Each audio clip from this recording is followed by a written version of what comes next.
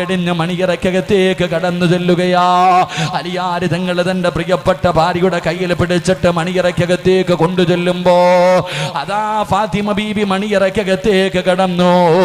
വീടിനകത്ത് വെച്ചിരിക്കുന്ന വിളക്കുണ്ടല്ലോ, അലിയാര് തങ്ങൾ പെട്ടെന്ന് അണച്ചു കളയുകയാ.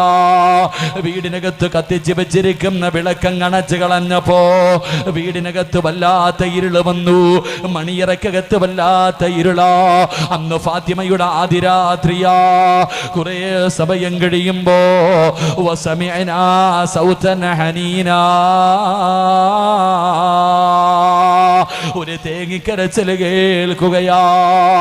എന്ന ഒരു ദിവസമുണ്ടല്ലോ, ഒരാള് ഭൂമിയുടെ മുകളിലും ഒരാള് 6 അടി മണ്ണിനടിയില് നമ്മൾ രണ്ടുപേരും പിരിയുന്ന ദിവസമുണ്ടല്ലോ.